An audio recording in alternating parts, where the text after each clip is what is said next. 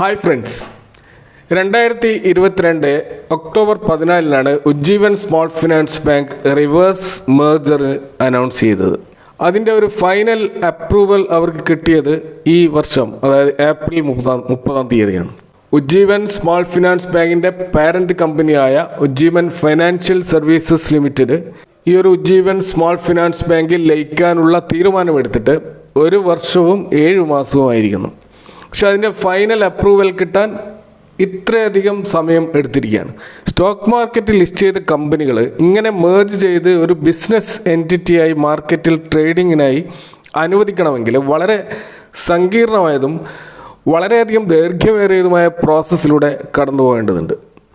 വിവിധ റെഗുലേറ്ററി ഏജൻസികൾ, ഗവൺമെൻറ്റിൻ്റെയും അല്ലാത്തതുമായ ധാരാളം ഏജൻസികളുടെ ഹിയറിങ്സും അതുപോലെ പലതരത്തിലുള്ള ഡോക്യുമെൻ്റ് സമർപ്പണവും ഒക്കെ ആയിട്ട് വലിയൊരു പ്രോസസ്സാണിത്. അതിൻ്റെ ഭാഗമായിട്ട് ഇത് ഇത്ര നീണ്ടുപോകുന്നത് ഏകദേശം 2 വർഷമൊക്കെ എടുത്തുകൊണ്ടാണ് അതിൻ്റെ കംപ്ലീറ്റ് പ്രോസസ്സ് പൂർത്തിയാക്കുന്നത്. ഇപ്പോൾ ഏപ്രിൽ 30 ഈ ഒരു അപ്രൂവൽ കിട്ടിയതിന് ശേഷം അവർ റെക്കോർഡ് ഡേറ്റ് പ്രഖ്യാപിച്ചിരിക്കുകയാണ് ഈ റിവേഴ്സ് മേർജറിൻ്റെ. അപ്പോൾ R4Iയിലേക്ക് എല്ലാവർക്കും ഒരിക്കൽ കൂടി സ്വാഗതം. ഉജ്ജീവൻ സ്മോൾ ഫിനാൻസ് ബാങ്കിൻ്റെ ഉത്ഭവവും അതിൻ്റെ മറ്റ് ഫണ്ടമെൻ്റൽസ് ഡീറ്റെയിൽസും 7 മാസം മുമ്പ് ഒരു വീഡിയോയിൽ ഞാൻ ചർച്ച ചെയ്തിരുന്നു. ആ വീഡിയോയുടെ ലിങ്ക് ഞാൻ ഡിസ്ക്രിപ്ഷനിൽ കൊടുക്കാം, താല്പര്യമുള്ളവർക്ക് അത് കാണാവുന്നതാണ്. ഇപ്പോഴത്തെ റിവേഴ്സ് മേർജറും ഒടുവിലത്തെ Q4 റിസൾട്ടും സ്റ്റോക്കിൻ്റെ ഭാവിയുമൊക്കെയാണ് ഈ വീഡിയോയിൽ ചർച്ച ചെയ്യുന്നത്.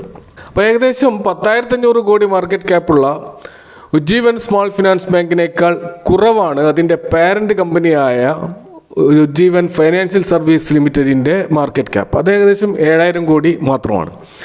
അപ്പോൾ ഇവിടെ പാരന്റ് കമ്പനിയാണ് അതിൻ്റെ സബ്സിഡിയറി കമ്പനിയിൽ ലയിക്കാൻ പോകുന്നത്. അതായത് പാരന്റ് കമ്പനിയാണ് ഈ സബ്സിഡിയറി കമ്പനി ഉണ്ടാക്കിയത്. അപ്പോൾ അവരുണ്ടാക്കിയ കമ്പനി അവരെക്കാൾ വളർന്നപ്പോൾ അതിൽ പോയിട്ട് ഈ സ്റ്റോക്ക് ലയിക്കുന്നു എന്നതല്ല ഇവിടെ സ്റ്റോറി.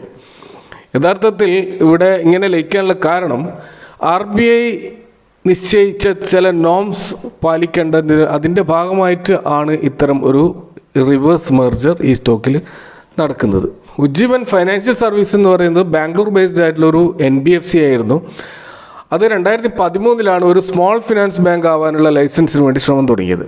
2015-2016 ആകുമ്പോഴേക്കും അവർ ഫൈനൽ ലൈസൻസ് നേടി. ഫൈനാൻഷ്യൽ സർവീസസിൻ്റെ എല്ലാ സ്ഥാവര ജംഗമ സ്ഥാപനങ്ങളും എല്ലാം സ്മോൾ ഫിനാൻസ് ബാങ്കിലേക്ക് അവർ മാറ്റി. അതായത് യഥാർത്ഥത്തിൽ അവിടെ നടന്നത് ഈ ഉജ്ജീവൻ ഫൈനാൻഷ്യൽ സർവീസസ് മൊത്തമായിട്ട് ഉജ്ജീവൻ സ്മോൾ ഫിനാൻസ് ബാങ്കായി മാറുകയായിരുന്നു. അവരുടെ എല്ലാ സ്ഥാപനങ്ങളും ആ ഒരു ബാങ്കിൻ്റെ അണ്ടറിൽ വരികയായിരുന്നു. എന്നാൽ ഉജ്ജീവൻ സ്മോൾ ഫിനാൻസിൻ്റെ ആ ഒരു പ്രൊമോട്ടർ ഹോൾഡിംഗ് നിലനിർത്തുന്നതിൻ്റെ ഭാഗമായിട്ട് ഉജ്ജീവൻ ഫൈനാൻഷ്യൽ സർവീസസ് ലിമിറ്റഡ് എന്ന ആ ഒരു പേരിന് വേണ്ടി മാത്രം അവർ ആ കമ്പനി നിലനിർത്തുകയായിരുന്നു. അപ്പോൾ അവരുടെ പ്രവർത്തനം ഉജ്ജീവൻ സ്മോൾ ഫിനാൻസ് ബാങ്കിൽ ഇൻവെസ്റ്റ് ചെയ്യുക എന്ന ഒറ്റയൊരു ബിസിനസ് ആക്ടിവിറ്റി മാത്രമാണ് അവിടെ ഉണ്ടായത്. അപ്പോൾ ആ ഒരു ഉജ്ജീവൻ സ്മോൾ ഫിനാൻസിൽ നിന്ന് ലഭിക്കുന്ന ഡിവിഡൻറ്റും മറ്റ് ലാഭവും ഒക്കെയാണ് ഇവരുടെ റവന്യൂ.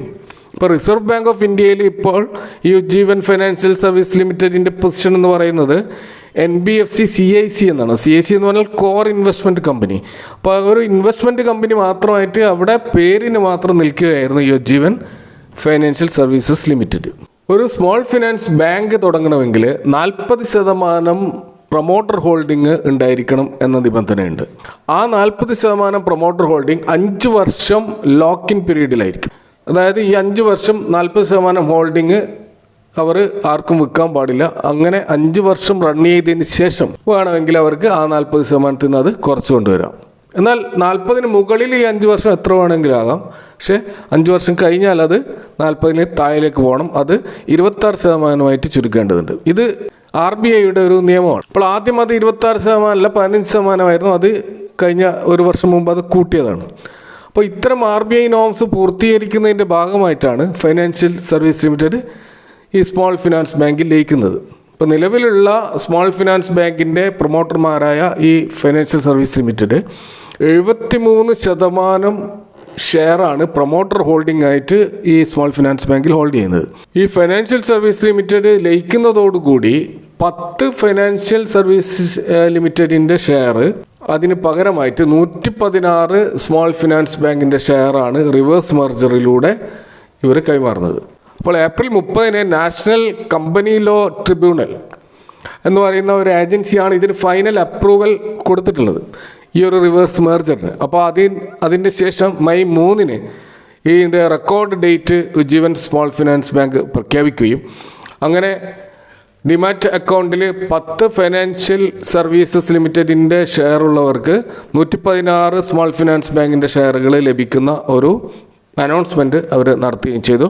അപ്പോൾ ഈ റിവേഴ്സ് മെർജറിലൂടെ സംഭവിക്കുന്ന ഒരു പ്രധാനപ്പെട്ട ഇവൻ്റ് എന്ന് പറയുന്നത് ഈ ഉജ്ജീവൻ ഫൈനാൻഷ്യൽ സർവീസ് ലിമിറ്റഡ് എന്ന് പറയുന്ന കമ്പനി ചിത്രത്തിൽ നിന്ന് എന്നേക്കുമായി ഇല്ലാതാവുകയാണ്. അതോടുകൂടി ഈ സ്മോൾ ഫിനാൻസ് ബാങ്കിൻ്റെ പ്രൊമോട്ടർ ഹോൾഡിംഗ് ആ ഒരു പൊസിഷൻ എന്നുള്ള സ്ഥാനത്ത് നിന്ന് ഫൈനാൻഷ്യൽ സർവീസ് ലിമിറ്റഡും ഇല്ലാതാവുകയാണ്. അപ്പോൾ നമുക്ക് ഷെയർ ഹോൾഡിംഗ് പാറ്റേണിൽ ഇപ്പോൾ കാണുന്നത് 0 എന്നായിരിക്കും. അതായത് 0 പ്രൊമോട്ടർ ഹോൾഡിംഗുള്ള ഒരു കമ്പനി ആയിട്ടായിരിക്കും നമ്മൾ ഉജ്ജീവൻ സ്മോൾ ഫിനാൻസ് ബാങ്ക് കാണാൻ കഴിയുക. അപ്പോൾ ഇതാണ് ഇപ്പോഴത്തെ current scenario Ujjivan small finance ബാങ്കിൻ്റെ റിവേഴ്സ് മെർജറുമായിട്ട് ബന്ധപ്പെട്ട കാര്യങ്ങൾ. ഇനി നമുക്ക് ഉജ്ജീവൻ സ്മോൾ ഫിനാൻസ് ബാങ്കിൻ്റെ ലേറ്റസ്റ്റ് റിസൾട്ട് ഒന്ന് പരിശോധിച്ച് കഴിഞ്ഞാൽ ഇതിൻ്റെ പെർഫോമൻസ് എങ്ങനെയുണ്ട്, ഈ സ്റ്റോക്കിൻ്റെ ഭാവി എന്താണ് എന്നുകൂടി നമുക്കൊന്ന് പരിശോധിച്ച് നോക്കാം. ഉജ്ജീവൻ സ്മോൾ ഫിനാൻസ് ബാങ്കിൻ്റെ ബിസിനസ് ഇപ്പോൾ 82 ലക്ഷം കസ്റ്റമറിലേക്ക് വളർന്നിരിക്കുകയാണ്.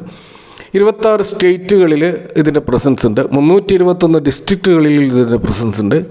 കൂടാതെ 729 ബ്രാഞ്ചുകളാണ് മൊത്തത്തിൽ ഇന്ത്യയിൽ ഉള്ളത്. അപ്പോൾ ഇവരുടെ ലോൺ ബുക്ക് നോക്കുകയാണെങ്കിൽ ഇപ്പോൾ 56% മൈക്രോ ഫിനാൻസ് സെഗ്മെൻറ്റിലാണ് അവർ ലോണ് കൊടുത്തുകൊണ്ടിരിക്കുന്നത്. അപ്പോൾ ഒടുവിലത്തെ ഒരു റിസൾട്ട് നോക്കിക്കഴിഞ്ഞാൽ ഒരു മിക്സഡ് ആയിട്ടുള്ള ഒരു സിഗ്നൽസാണ് നമുക്ക് അതിൽ നിന്ന് കാണാൻ കഴിയുന്നത്. നെറ്റ് ഇൻട്രസ്റ്റ് മാർജിൻ ഡിക്രീസ് ആയതായിട്ടാണ് നമുക്ക് കാണാൻ കഴിയുന്നത്. ഒരു ബാങ്കിനെ സംബന്ധിച്ചിടത്തോളം അതിൻ്റെ കോർ വരുമാനം എന്ന് പറയുന്നത് ഇൻട്രസ്റ്റ് ഇൻകമാണ്. അപ്പോൾ ഇൻട്രസ്റ്റ് ഇൻകം കുറയുക എന്ന് പറയുന്നത് അത്ര നല്ലൊരു ലക്ഷണമല്ല. അപ്പോൾ അത് ഈ സ്റ്റോക്കിൽ സംഭവിച്ചിട്ടുണ്ട് എന്ന് നമ്മൾ ഒന്ന് പരിശോധിക്കേണ്ട ഒരു കാര്യമാണ്. രണ്ടാമത് ഗ്രോസ് NPA ആണ്. ഗ്രോസ് NPA തീർച്ചയായിട്ടും നല്ല രീതിയിൽ കുറഞ്ഞിട്ടുണ്ട്. കഴിഞ്ഞ വർഷം മാർച്ച് ക്വാർട്ടറിൽ 2.88% ഉണ്ടായിരുന്ന ആ ഒരു സ്ഥാനത്ത് നിന്ന് ഇപ്പോഴത്തെ മാർച്ച് റിസൾട്ടിൽ അത് 2.23 ആയിട്ട് കുറഞ്ഞതായി കാണാം. ഇത് നല്ല ഒരു പോസിറ്റീവ് സൈൻ ആയിട്ട് നമുക്ക് കാണാമെങ്കിൽ, പ്രത്യേകിച്ച് വളരെയധികം റിസ്കി ആയിട്ടുള്ള ലോൺ സെഗ്മെൻറ്റിൽ വർക്ക് ചെയ്യുന്ന ഒരു കമ്പനിയാണ് ഉജ്ജീവൻ സ്മോൾ ഫിനാൻസ് ബാങ്ക്. പ്രത്യേകിച്ച് അവർ മൈക്രോ ഫിനാൻസ് ആണ് ചെയ്യുന്നത്. അപ്പോൾ ഈ ഡിഫോൾട്ടിനുള്ള സാധ്യത വളരെ കൂടുതലാണ്. എന്നിട്ട് പോലും അവരുടെ ഗ്രോസ് NPA കുറഞ്ഞതായിട്ട് കാണുന്നത് നല്ലൊരു ലക്ഷണമാണ്. എന്നാൽ ക്വാർട്ടർ ഓൺ ക്വാർട്ടറിൽ നേരിയ ഒരു വർധനവും കാണുന്നുണ്ട്. നെറ്റ് NPAയിൽ ഇതേപോലെ തന്നെ നമുക്കത് 0.0 താഴെ നിൽക്കുന്നുണ്ടെങ്കിലും അത് 0.17 ആയിട്ട് നേരിയ തോതിൽ വർദ്ധിച്ചതായിട്ടും കാണുന്നുണ്ട്. അപ്പോൾ ഇത് അത്ര ഒരു ആശങ്കപ്പെടുന്ന കാര്യമല്ല എങ്കിലും ഈ ഒരു കുറച്ചു കൊണ്ടുവരിക എന്നുള്ളതാണ് ഒരു ബാങ്കിനെ സംബന്ധിച്ചിടത്തോളം ഏറ്റവും അവരുടെ സക്സസ്ഫുൾ ആയിട്ടുള്ള ഒരു മാനേജ്മെൻറ്റ് എന്ന് പറയുന്നത്. കൂടാതെ കാസ റേഷ്യോ നോക്കുകയാണെങ്കിൽ, അതായത് ഈ കറണ്ട് അക്കൗണ്ടും സേവിങ്സ് അക്കൗണ്ടുമായി തമ്മിലുള്ള ആ ഒരു റേഷ്യോ അത് 24% ഒരു ഇൻക്രീസാണ് നമുക്ക് കാണാൻ കഴിയുന്നത്. ഇത് നല്ലൊരു ലക്ഷണമാണ്. FY23 67.4 ബില്യൺ ഉണ്ടായിരുന്ന സ്ഥാനത്ത് നിന്ന് അത് ഇപ്പോൾ FY24 83.3 ബില്യൺ എന്ന് കാണുന്നത് കാസ റേഷ്യോയിലുള്ള നല്ലൊരു വർധനവ്. ഇതൊരു പോസിറ്റീവായിട്ടുള്ള ഒരു കാര്യമാണ്. കൂടാതെ ക്വാർട്ടർ ഓൺ ക്വാർട്ടറിലും 10% ഇൻക്രീസ് കാസ റേഷ്യോയിൽ നമുക്ക് കാണാൻ കഴിയുന്നുണ്ട്. അതുപോലെ ഈ കമ്പനിയുടെ ഡെപ്പോസിറ്റ് ഗ്രോത്ത് 24% വെച്ച് വളർന്നതായിട്ട് കാണാം. കാരണം കഴിഞ്ഞ വർഷം 255 ബില്യൺ ഉണ്ടായിരുന്ന സ്ഥാനത്ത് നിന്ന് ഇപ്പോൾ ഈ 24 നമുക്ക് 3016 ബില്യണായിട്ട് ഉയർന്നതായിട്ട് കാണാൻ കഴിയും. കൂടാതെ ഈ സ്മോൾ ഫിനാൻസ് ബാങ്കിൻ്റെ ലോൺ ബുക്ക് 24% വർദ്ധിച്ചിട്ടുണ്ട്. 240 ബില്യണിൽ നിന്നും അത് 297 ബില്യണായിട്ടും വർദ്ധിച്ചതായിട്ട് കാണാൻ കഴിയും. അപ്പോൾ മൊത്തത്തിൽ ഒരു മിക്സഡായിട്ടുള്ള ഒരു സംഭവങ്ങൾ ഉണ്ടെങ്കിലും ആത്യന്തികമായിട്ട് ഈ ബാങ്ക് പോസിറ്റീവായിട്ടുള്ള ഒരു ഗ്രോത്ത് ഫേസിലൂടെയാണ് കടന്നു പോകുന്നത് എന്ന് നമുക്ക് മനസ്സിലാക്കാൻ കഴിയും. ഈ കമ്പനിയുടെ ഒരു ഫ്യൂച്ചർ പ്ലാൻ എന്ന് പറയുന്നത് യൂണിവേഴ്സൽ ബാങ്ക് സ്റ്റാറ്റസ് കിട്ടാനുള്ള ശ്രമമാണ് അവർ നടത്തുന്നത്. ഇപ്പോഴത്തെ ഈ ഒരു റിവേഴ്സ് മെർജറിലൂടെ അത്തരം ഒരു സാധ്യതയ്ക്ക് ഇവർ തുടക്കമിട്ടിരിക്കുകയാണ് എന്നാണ് ഇൻവെസ്റ്റർ പ്രസൻറ്റേഷനിൽ നിന്ന് നമുക്ക് മനസ്സിലാക്കാൻ കഴിയുന്നത്. ഈ കമ്പനിയുടെ NPA അത് 3% താഴെ നിലനിർത്തി കഴിഞ്ഞാൽ ഇവർക്ക് യൂണിവേഴ്സൽ ബാങ്ക് ലൈസൻസിന് വേണ്ടി അപേക്ഷിക്കാൻ കഴിയും. അങ്ങനെ സംഭവിക്കുകയാണെങ്കിൽ ഈ കമ്പനിയെ സംബന്ധിച്ചിടത്തോളം അവരുടെ ഗ്രോത്ത് സ്റ്റോറിയിലുള്ള ഒരു മൈൽ സ്റ്റോൺ പിന്നിടുകയാണ് എന്ന് നമുക്ക് പറയാൻ കഴിയും. ഇപ്പോൾ ഒരു long term future growth prospectus കാണിക്കുന്ന ഒരു സ്റ്റോക്കാണ് Ujjivan small finance bank. Thank you for watching. See you next time with another video.